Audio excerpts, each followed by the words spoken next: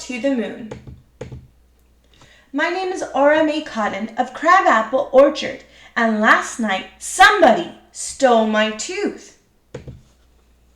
I'd been down at the creek catching crawdads when it started tingling, kind of like if you missed your toast and peanut butter and bit your teeth really hard instead. That was 3 weeks ago. I was popcorn in the pan excited. For sure, that tooth was going to fall out any second.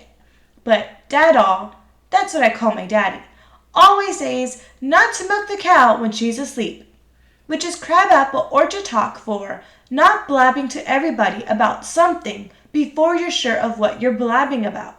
So I didn't tell a soul. Then, last Monday, while fetching the mail at the county road, I stuck my tongue out at pesky neighbor Merida Bean and gave her a big raspberry like this. The vibration from my tongue flapping against my teeth popped that chopper of mine as loose as a goose on ice skates. So I told the world about my first tooth coming out, whether they wanted to hear it or not. By Thursday, that tooth was so wobbly it was just hanging on by one root and a flap of skin.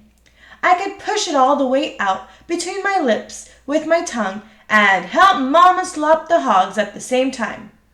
"Oreo," Mama said to me. Oreo is my nickname, just like the sweet cookie I am. "Don't flop that tooth out when you're working. It reminds me of your cousin Cyrus before he got braces." So I kept that tooth inside my mouth, worrying it like mad with my tongue.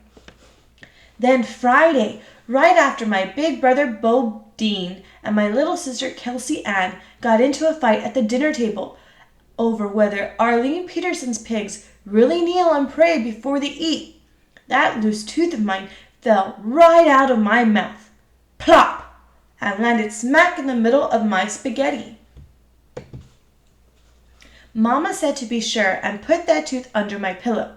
That way the tooth fairy would come get it and give me some money. Money! Shoot howdy! Mama didn't say how much, but I figured it had to be at least $1,000 or maybe even $100. I was so excited that I hurried to bed as quick as a dropped cat, just so I could dream about all the things I was going to buy. But, like I said, somebody stole my tooth, so I guess I dreamed all night for nothing. First thing this morning, when I discovered the crime, I ran lickety-split to find Mama. She was in the root cellar, up to her elbows in rutabagas.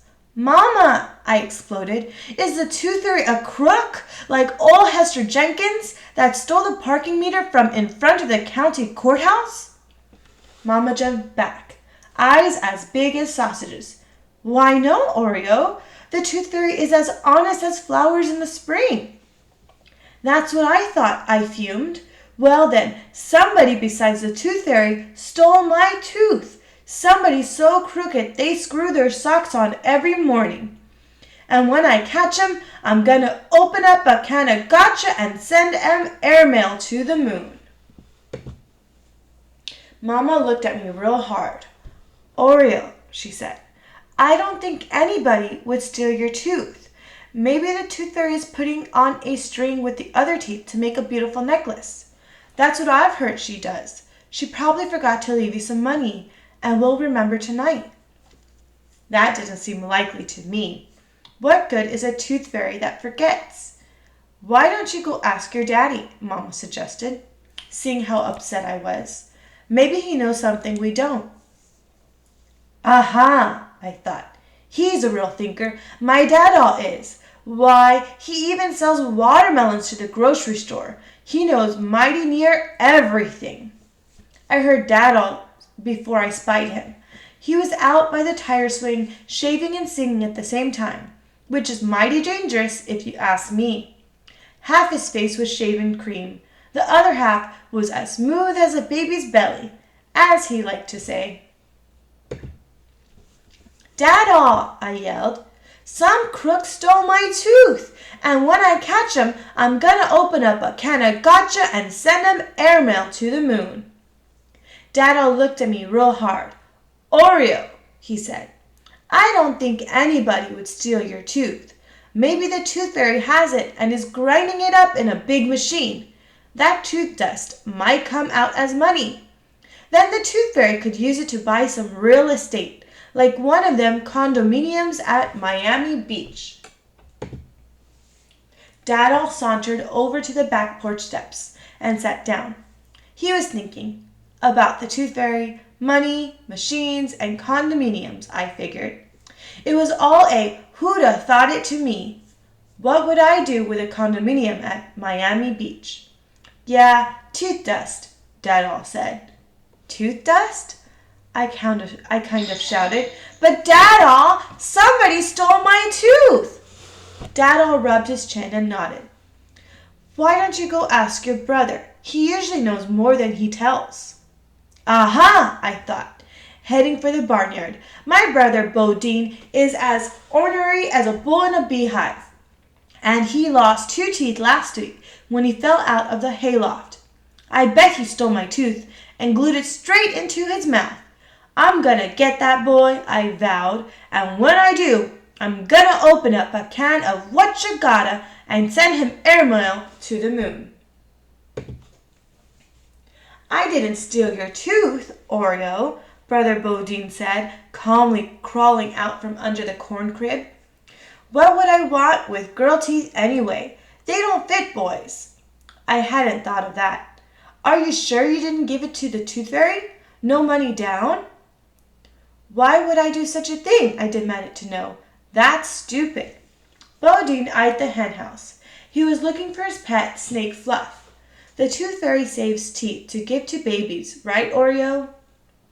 Not according to Mama or Dada, she don't. Well, according to me, Bodine Cotton, she does. That's so they can chew on rocks and shoes and stuff. Bodine, you're ornery, I reminded him, talking about babies like that. Yep, he whispered as he snuck into the henhouse door, but I'm right. Where do you think Sister Kelsey Ann got her teeth when she was little? Aha, I thought. Maybe Bodine has a point. Kelsey Ann is as ornery as Bodine plus 10. She had to be the one who stole my tooth. I'll get that little diddle-do, I roared. The tooth fairy, Bodine asked, sticking his head out of the chicken house, Fluff in one hand, scared hairy chicken squalling and flying everywhere. No, Kelsey Ann Cotton, I snapped.